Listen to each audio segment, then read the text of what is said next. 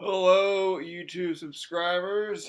Thanks for stopping back in to listen to more of the Lyme guy. This is going to be a brief history of how Lyme has impacted me, when it started, my symptoms, all of that kind of stuff, so you can get a little bit of an idea of what I've gone through. So I'll keep it as brief as possible so as not to bore the three of you who watch my videos.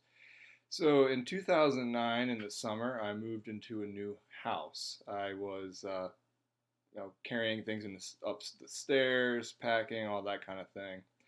I then had some pretty significant body aches that had started right around that time. I was also getting really bad headaches. That went on for a couple of days, and I was having bad headaches, really bad body aches. Went to see my primary care doctor. He said, "Oh, you're probably sore from moving," which I disagreed with. At that time, I was working out daily, lifting weights. I was a lacrosse player in high school and all in college and all that, so I was in pretty good shape. Didn't think that moving some furniture up some stairs was going to make me achy, so I disagreed. But he put me on some antivirals as well as antibiotics, saying you probably just have a little bug, you'll get over it. That went on for a couple of days. I was getting increasingly worse headaches, taking a couple thousand milligrams of ibuprofen a day just to deal with the headaches. It felt like somebody was hitting me in the back of the head with a hammer all the time. So I then went to the emergency room, and they kind of just checked me out, put me in a room, and forgot about me for the night. They did take a Lyme titer, which they had to then, it's going to take a little while to come back. So I kept complaining of pain and headaches, so they basically just snowed me out, which is standard protocol in the ED if you've been there.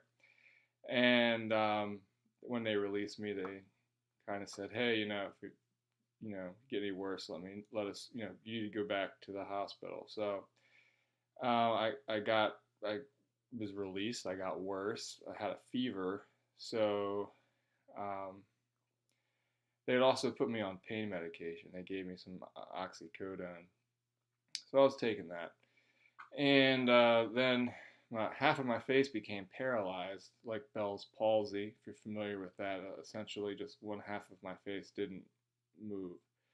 So I, you know, just didn't know what to do. My mother is a nurse, and she said that I have to go back to see somebody. So I went to an urgent care, and the guy looked at me and said, "You have Lyme disease," and he ended up giving me a shot in the butt of Rocephin, which is a pretty strong antibiotic.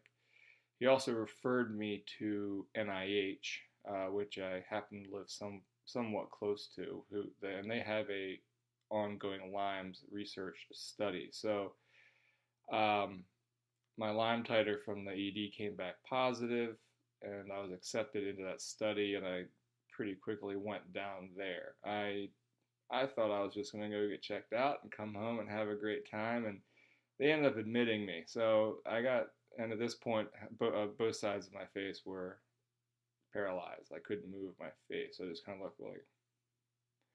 So laughing at jokes was funny. People would try to get me to laugh because I was like, and that was funny for everybody else but me. And I had a terrible headache, really bad body aches, felt awful.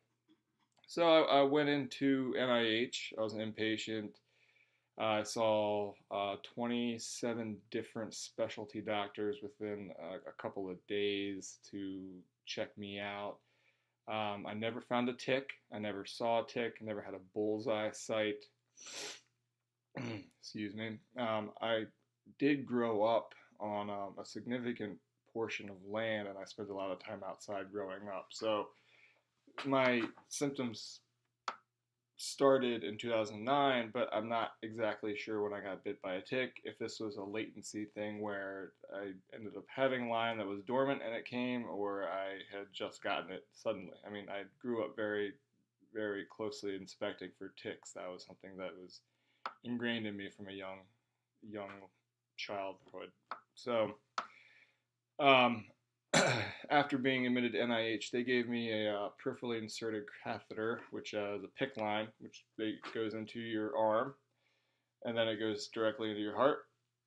They discharged me, and I gave myself Rocephin injections a couple times a day for about a month. And so Rocephin is, again, a very powerful antibiotic. So after that treatment, um, I felt much better. The Lyme itself had pretty much cleared up. I still tested positive for it. I still do. While at NIH, they also did lumbar punctures, and they found that I had what they said was the highest count of Lyme antigen or antibody, I can't remember, that has ever been recorded in medical history. So I had a really bad case of neurological Lyme's disease, which is why my face became paralyzed. And they said that if I hadn't come in within a few days, the paralysis probably would have spread and I might have died. I didn't think it was that serious at the time because I was young and invincible, but I'm glad that I'm okay now, relatively speaking. So I survived that. I still go back to NIH every year or so, and they still take a bunch of lab tests and see how I'm doing. I'm also in a study with Johns Hopkins University. They have a really good Lyme disease program there. And so they focus a little bit more on post-treatment Lyme syndrome. So they're trying to work with me on the different types of things. Now, going back to directly after I got released and got the PICC line removed, things started getting weird for me. I'd never had any of these issues before, but I started having anxiety. I'd never had that before. So I started talking to folks about having anxiety, and they started putting me on medications, and it didn't work. I didn't react very well to any of the medications. So I've, over the years, been on every single SSRI, SNRI, anything else you can imagine that they would try to treat you for. And that's not been helpful at all. Hopkins has put me on a number of different medications, and it hasn't helped my symptoms. So symptom management is really how the medical industry is approaching the treatment for Lyme, or post-treatment Lyme syndrome, or chronic Lyme, as people call it also. They're treating your symptoms. There's no way to actually cure Lyme at this time that anybody knows about. So if you've had a really bad case of Lyme and you have embedded spirochetes in your body, which is the case with me and probably a lot of people who are interested in the Calvin Support Program, then you're going to need something that's going to address that. Now, the Calvin Support Program, I don't know that it cures Lyme, but I believe that its goal is to remove as many of those dormant latent spirochetes that come out and flare up, give you flare-ups over time. So this happened to me in 2009, so it's been about 10 years at this point, and my symptoms have progressively just gotten worse. The symptoms are headaches. I've had a headache now. It's never gone away for about 8 years. Never gone away. Sometimes it's not terrible, and sometimes it's really bad, and it just varies day to day. Joint aches have really in the last few years become an issue for me.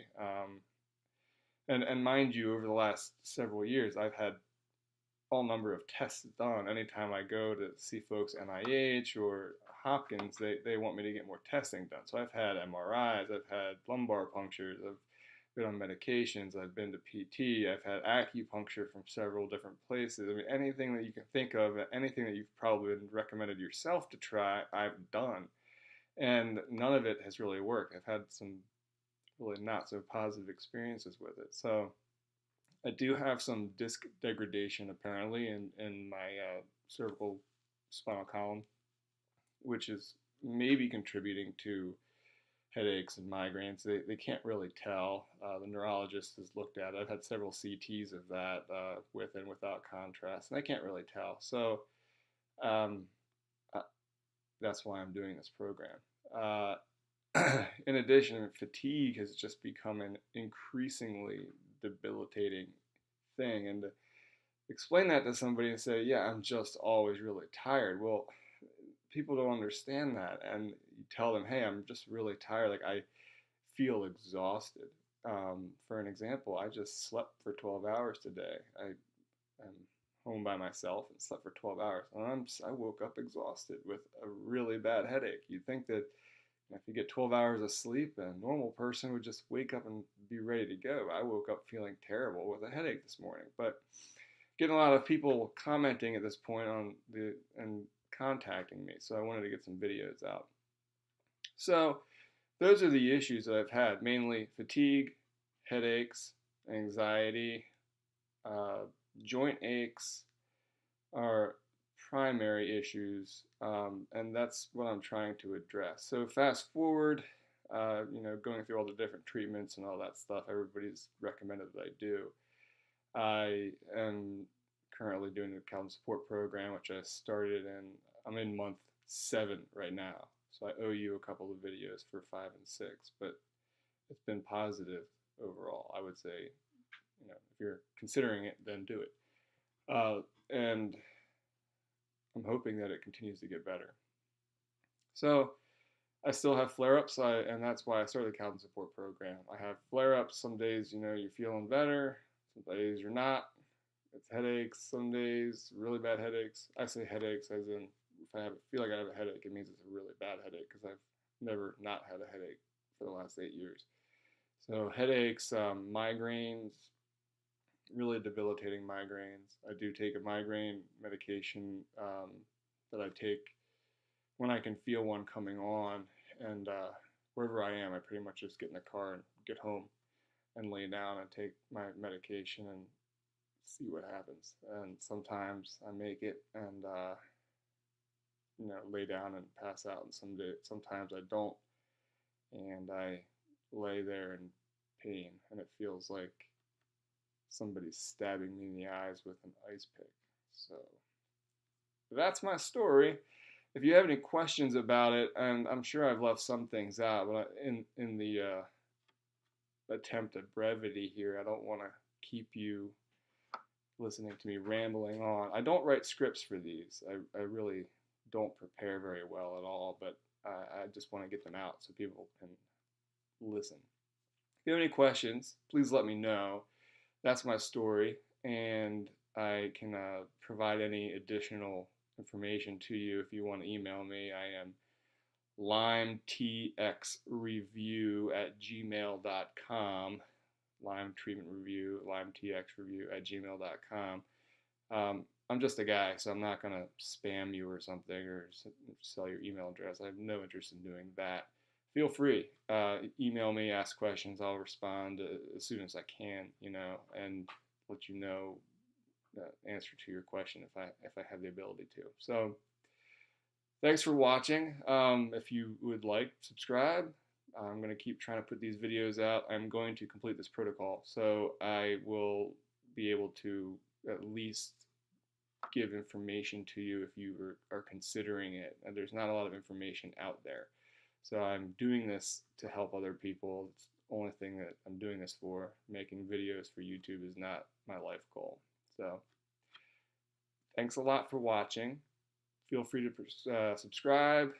Check out my Patreon. You get nothing for it, but if you want to donate something to it, that helps me pay for my the Calvin Support Program. And thanks a lot. Have a great day.